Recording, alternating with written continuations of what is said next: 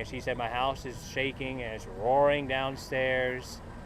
And, you know, she's, her being in her later years, she didn't know what to do. And, I was still talking to her, and then she got disoriented, it got in the water, and she almost got pulled out of the house because I heard her fighting to try to get out. I was like, no, you got to get out of the water. You stay where you are. And tell me what this house means to you. This is where I grew up for all my years. And, this is a house my mom and dad built together back in the early 80s or late 70s.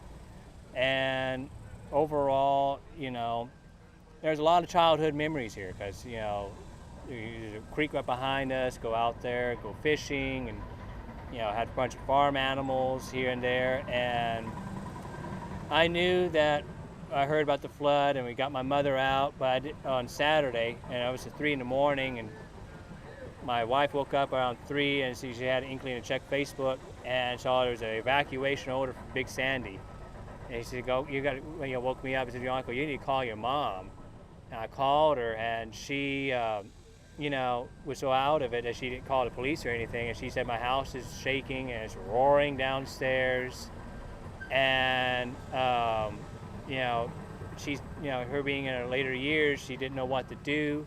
So my wife called, 911 while talking with dispatch, and dispatch talking to firemen, because they couldn't see her house because there's mobile homes in front of it. And I said, it's a red house, with a big gate up front. And, I was still talking to her, and then she got disoriented, it got in the water, and she almost got pulled out of the house because I heard her fighting to try to get out. I was like, no, you got to get out of the water, you stay where you are. And, we were doing a 5-way phone call, just talking with the firemen and try to get her out. And they got her out by boat with 6 feet of water on the first floor behind us. This house is on pier and beam. So, it's easily 10 foot of water or so from the ground where it used to be. And the backside of the house, there used to be a tree right there, and it tore out the whole back of the deck. And I don't know how those firemen got her out, but they did. And we're grateful for that. And that was at 3:30 in the morning. And so I knew, once I picked her up on that morning on 6 and got her to a hotel, and just hearing her story, and that I knew on Sunday, whatever image I had of a childhood home was going to be completely overwritten. And, coming here to where there was cars literally against the front room and boats, and where we're at is probably under 10 feet or so of lumber from the all this debris, and cars and trucks all over the place. And, it's just, you're rewriting all what you grew up with overnight. And as we clean up this place here, because I know this house here didn't have insurance, so it pretty much almost saying goodbye to it as I go through it, because I know that there's so much damage that my mom will not be able to come back here probably. And most likely just the fact of amount of things that happened to this home. 6 foot of water coming across and just blowing out all the windows. And I'm just so thankful that she didn't get pulled out into the stream of water. And you're getting help and trying to just get access to your house. Yeah, so Cajun Navy came out day one, and all these volunteers, and we're so thankful and grateful that we were able to get assistance. And Cajun Navy 2016, and just trying to make sense of what to do next, because I never been in a disaster or anything like that. So I was like, okay, I was asking John, the owner of Cajun Navy, I was like, okay, what do we do next? Because we got the live people out.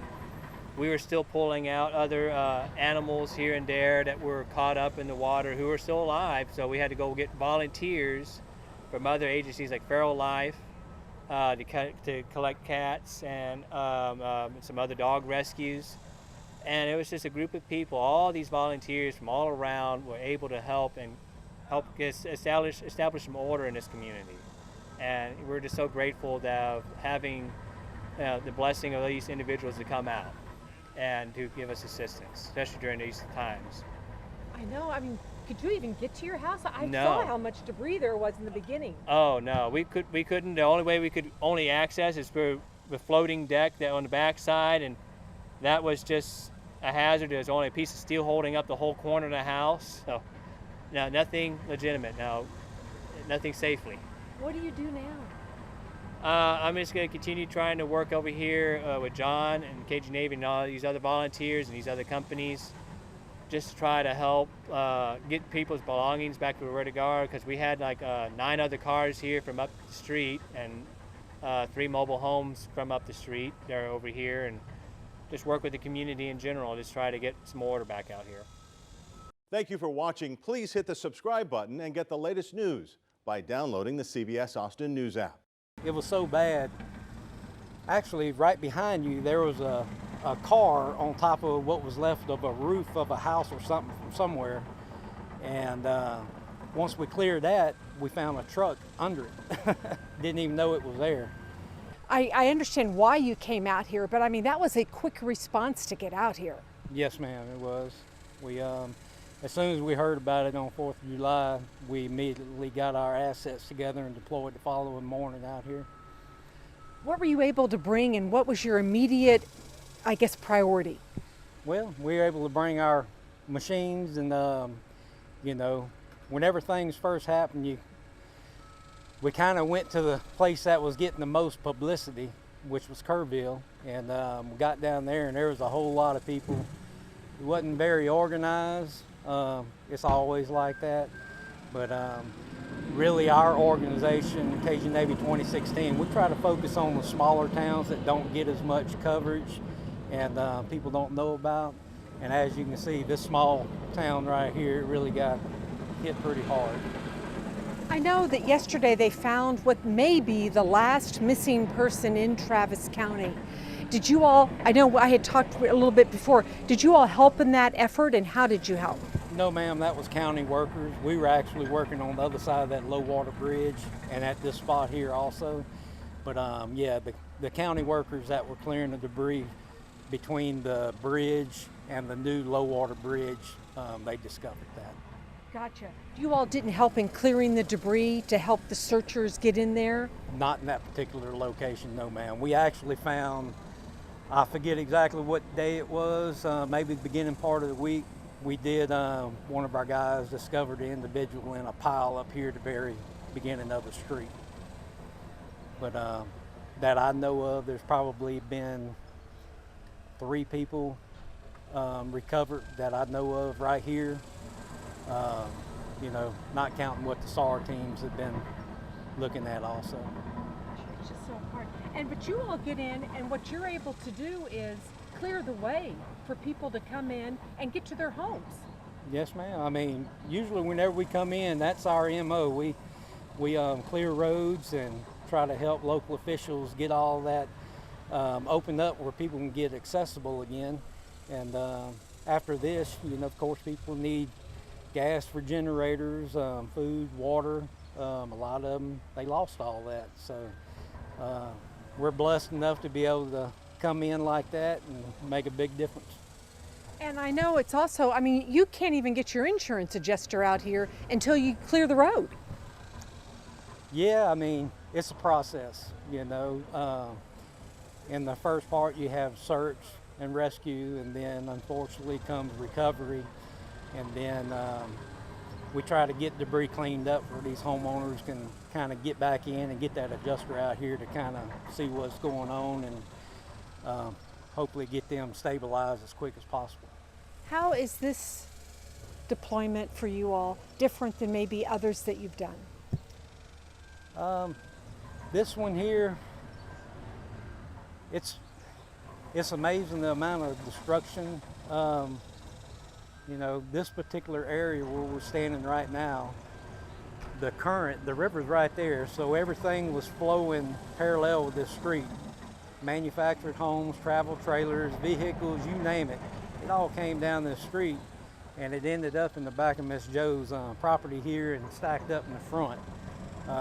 If you would have been looking at this place, you know, Saturday morning, there was, well, actually there was a sea can right here and debris pile, probably 8-9 foot tall. It was so bad. Actually, right behind you, there was a car on top of what was left of a roof of a house or something from somewhere. And once we cleared that, we found a truck under it. Didn't even know it was there.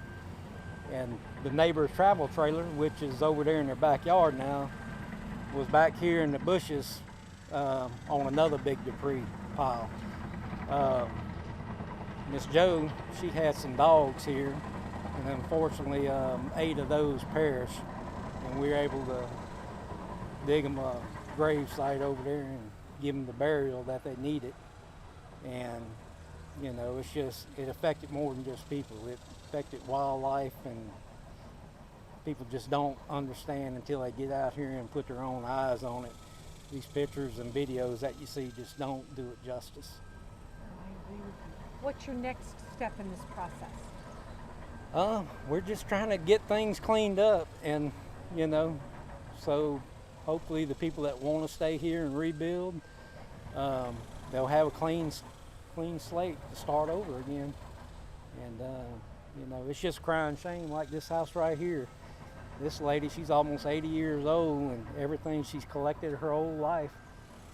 I mean, it's really depressing grabbing all these antiques that we're having to throw out. They're not salvageable. And just grabbing with this machine, and I mean, that's what she owns right there in that pile. Well, that's just one pile of probably 10 that we put out here. But you know, everybody needs to pray for these people down here.